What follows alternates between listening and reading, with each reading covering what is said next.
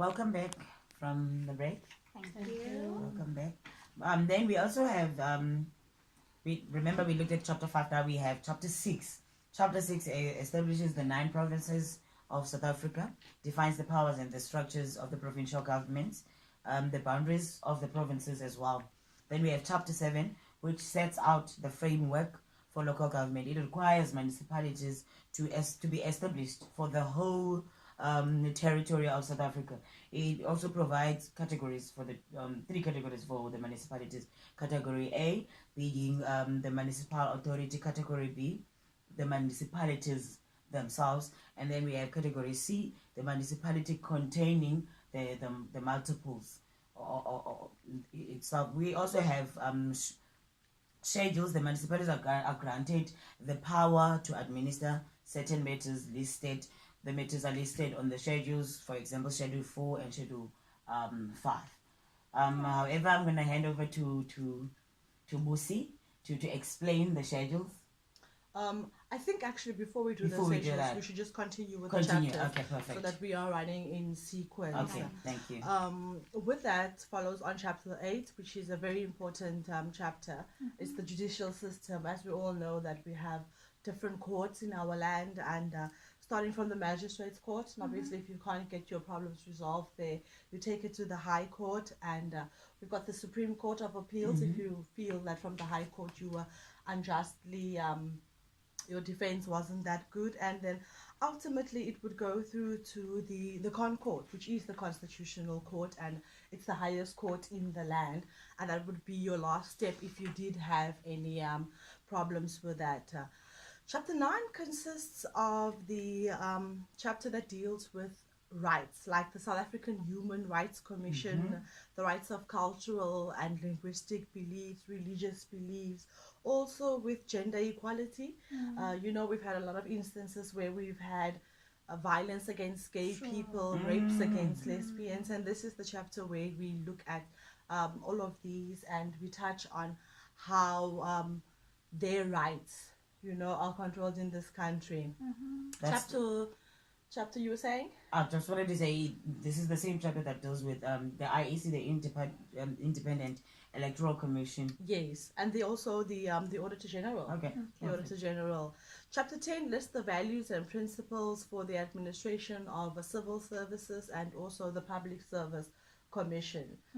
All right, chapter 11, then we look at the structure of our defense force, like the SAN defense force. You know, it will also look at the Navy, the police, the police, Mr. Begitele. Which I believe he's doing a good job currently. Yeah, he's doing a pretty much good job. Especially when it comes to criminals and making sure that they are, you know, they are put in their place and protecting his employees. Exactly, that's what I like about very him. Good. All right, so big up to Mr. Begitele there. Chapter 12 is very important to us as I would say African people, because you know we believe a lot in our ancestors. We do believe a lot in our customary law, because not everything is always done legally where we come from, and this also allows the traditional healers that have their own way of healing and dealing with certain madness. So they are protected also in the Constitution, and they're protected in chapter 12, where they have their rights to practice and also their rights to do things in their own belief, because we are a democratic country and everybody needs to be accommodated. Will this be the same chapter that accommodates customary marriages? Of course, definitely the laws pertaining to customary law, professional, you know, yeah. And then my favorite, so you all know I'm a finance person. Chapter 13 deals with the finances of our country, namely like the public finances, national finances. It looks at the National Treasury and the South African Reserve Bank that deals with our currency and how we're trying to regulate it. And you know what happens? Eskom comes in, boom, load shedding, the rand goes down. So, you know, this is the chapter that deals with all of these kind of things and our finances and so. Chapter 14, which is our final chapter in the Constitution, which is then obviously followed by the schedules.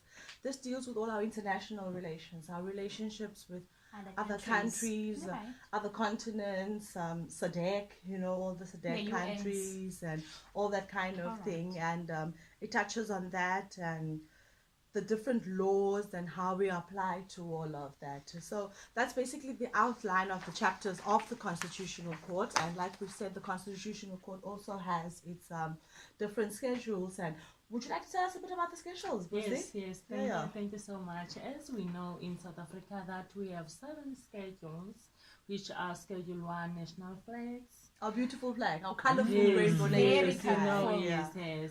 Also, we have Schedule 2, that is arts, and Schedule 3, that is election procedures. Sorry to cut in there. Is this also referring to like the work that the IEC would be doing? Yes, Definitely.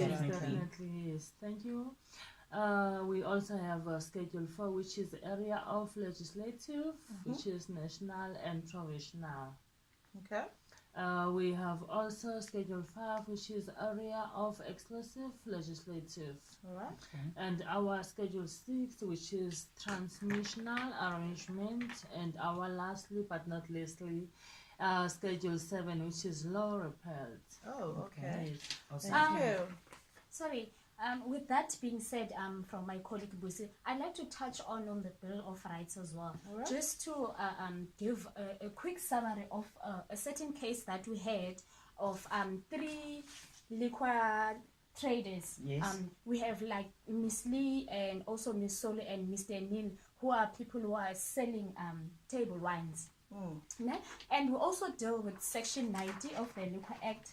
The Section 90 of the Liquor Act, it gives them the time on when or from what time or from which day or from which time they can start selling the alcohol, up until when, because we know that there needs to be like regulations when it Of comes course, to definitely. selling of You can't be of selling alcohol. to under 18s Exactly. and things like that. Exactly. Yes. That's a good example. And some will even say selling on a Sunday is not a good thing according to religious purposes. Definitely. Which yes. brings us now to the limitations. We agree with them because they went to the magistrate court and their case was that they have the right to free economic activity, Yes, of course. which, as the South African Constitution, they are allowed to, The free sale of economic alcohol. the Yes, sale of of course. alcohol, yes. But then the problem or the thing that we are saying is that they need to follow the rules. They need to apply the times.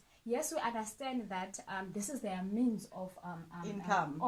Yes. Yeah, meaning they basically it just means that they must just be able to look at the limitations Exactly. given on the constitutional of South Africa, because I mean, they do have a right to free economic activity, as they have pointed on the scenario. Sorry to chime in there. So was this a case that was taken to court? Yes. And what were they challenging in this case? Okay. In this case, they were saying that they were treated unfairly